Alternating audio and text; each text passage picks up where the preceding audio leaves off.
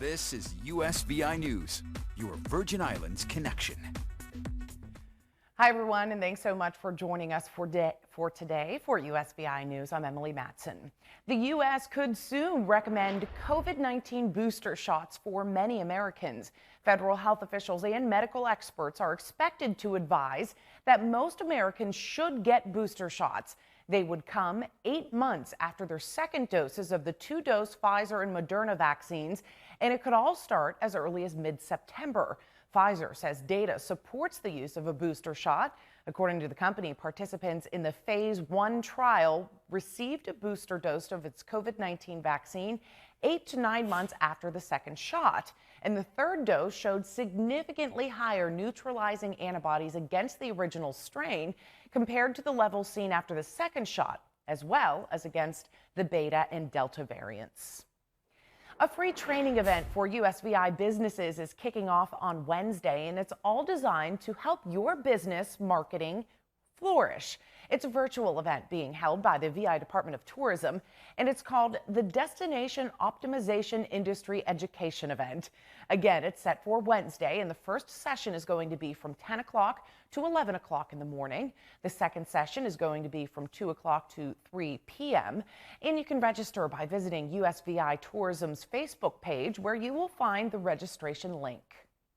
It's Google destination optimization trainings that are being offered to our local business community, in addition to our partners in the hotel and hospitality industry.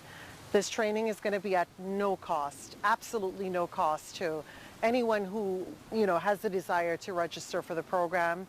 It's basically offering the opportunity for those businesses, for those individuals to be able to receive resources and tools necessary to effectively market and advertise their products, services, or their businesses.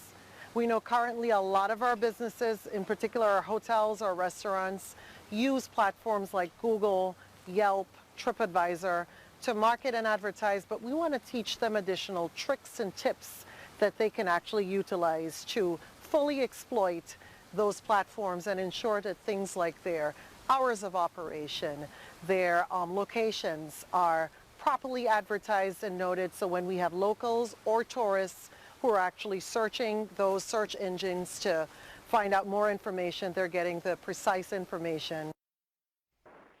Now to details of a historic jump in food stamp benefits for millions of Americans who rely on them. The Biden administration announced an increase of more than 25% above pre-pandemic levels. It's the largest jump in the program's history, and the boost comes as a temporary increase of 15% was set to expire at the end of next month.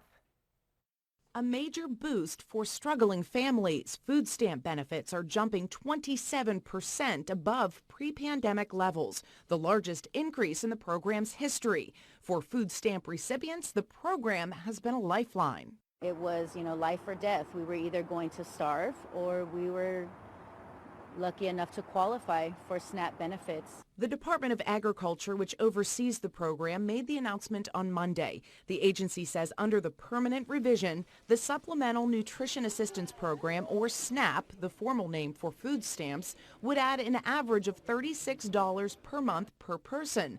Beneficiaries received $121 per person before the coronavirus pandemic. The USDA says their priority is making sure their resources are reaching those who need it the most. Making sure that we are meeting the needs of families with very young children. That is just critically important for today and our future. The economic impact of the pandemic sparked a jump in food stamps participation as hunger grew nationwide. The USDA says about 42 million people were enrolled in the program in May, up from nearly 37 million in February 2020. Those who rely on federal assistance say the extra help has gone a long way to helping them put food on the table, especially with inflation and the rising cost of groceries. I am a real person who had a real job, and now I need help so that I can provide for my children during this hard time. The increase takes effect in October. Monday's changes stem from an update to the Thrifty Food Plan, which determines benefit amounts. The plan estimates the cost of groceries needed to provide a budget-conscious diet for a family of 4. Today, our third and final part of our interview with Virgin Islands Congresswoman Stacey Plaskett. Our Washington correspondent Matt Knadler asks her about the Ways and Means Committee's pursuit of former President Trump's tax returns. Lastly, I wanted to focus on some of the work on Ways and Means here, because I think this is really interesting. It seems like President Trump out of office now, and we're starting to get a little more information or a little leeway on tax records, whether it might be his or the company's. Just talk about what access you might have to that now on that committee and what you're looking for. Well, I know that our chairman, Richie Neal, had a request in for President Trump's tax information.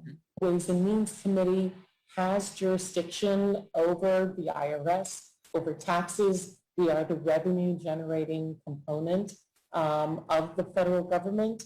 And so remember that President Trump has been for several generations, for a long period of time, the only president who has not shared publicly his taxes. There was great concern about decisions that were being made as to whether or not he had a pecuniary, a financial interest. And we know that his taxes, not just the top line, but really delving into the report might shed light on that. And so the chairman and the team will be looking on at that. At the same time, on Ways and Means, we have been tasked with the budget reconciliation, the much larger infrastructure plan, the one that's going to, we believe, really just be passed by Democrats, both in the House and the Senate. So for the last month, we have been working on what were the components that we believed were going to be most impactful to the American people. How do we support affordable childcare? How do we support, changing our job structure so that more Americans have access to jobs, have access to home ownership, tax credits that can support them, making sure that wealthier Americans have the greater, responsibility in paying taxes, and also how we're going to pay for the much larger infrastructure plan that will be coming forward. So that's what, as a committee, we've been working on. People talk about August recess and say Congress is on vacation. We're not on vacation. For the most part, we're back home, working in our districts, visiting people. I had the opportunity to go to the Boys and Girls Club the other day. We're reaching out to our nonprofits, spending time with them, talking with local government, while at the same time, due to technology, members are still able to meet with one another and have discussions and doing the committee work as well. The death toll continues to rise in Haiti as rescue and recovery efforts in the aftermath of a deadly earthquake go on. Local officials say just over 1,400 people have died, with thousands more injured. On the ground, helping with humanitarian assistance is the U.S. Coast Guard. They're helping to transport injured quake victims from hard-hit areas to locations with higher levels of medical care. The quake turned thousands of structures into rubble and set off frantic rescue efforts ahead of the expected deluge from Tropical Storm Grace. Puerto Rico's government has launched a new program which will allow fully vaccinated people to have their vaccine certification right on their smartphones. Our USVI News' Christian Ramos explains. Only 24 hours after the launching of Puerto Rico's government vaccination credential Vacu ID, almost 8,000 Puerto Ricans have received their digital COVID-19 vaccine certification.